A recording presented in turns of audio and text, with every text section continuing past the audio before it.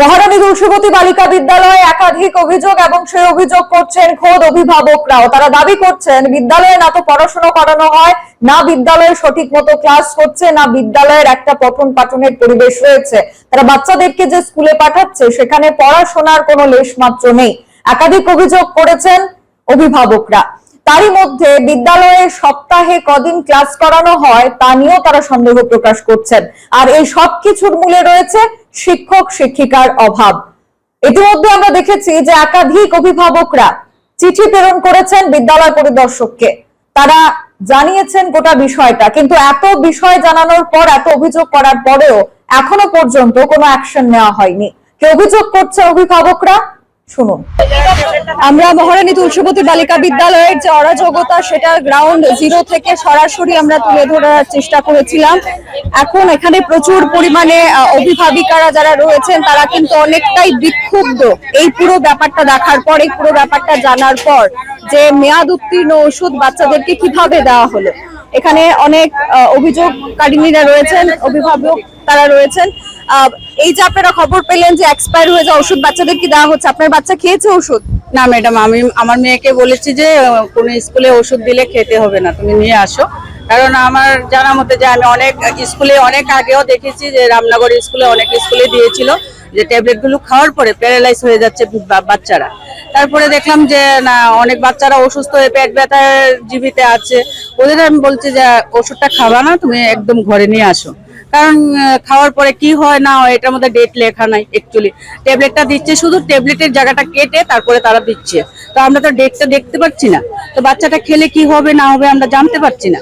তো স্কুলে দেওয়ার পরে আমরা তারপরে আমরা জিজ্ঞেস করি, ডাক্তার আছে পরিচিত আশেপাশে ডাক্তার আছে, ওদের জিজ্ঞেস করি যে তোমরা স্যার ওষুধটা কি আমার বাচ্চাকে খাওয়া উচিত না উচিত।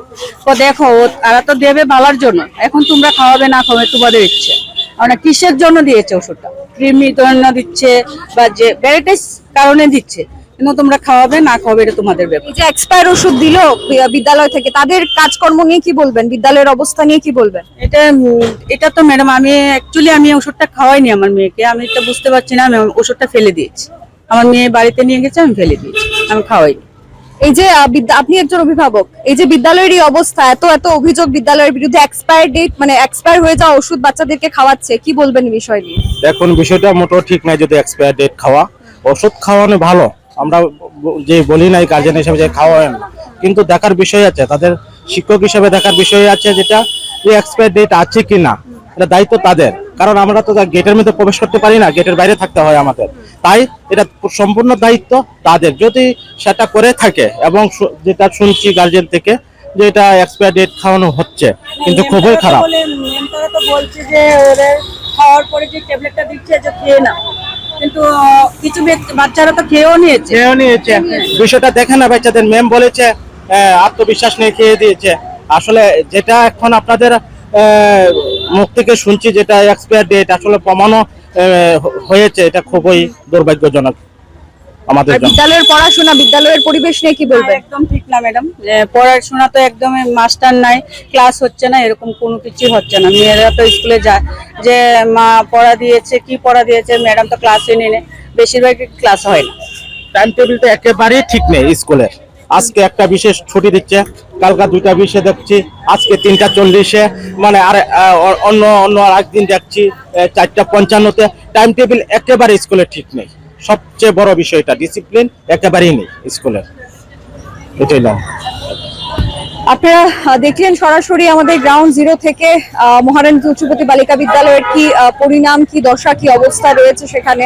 এখনকার মতো সংবাদ এখানেই শেষ করছি। পরবর্তী আপডেটস দেখতে চোখ রাখবেন সোশ্যাল বাংলায়। নমস্কার। শেফদের পছন্দ সিস্টার মশলা, যা মডার্ন টেকনোলজি এবং স্বাস্থ্যসম্মত। সিস্টার, নিশ্চিন্তের প্রতীক।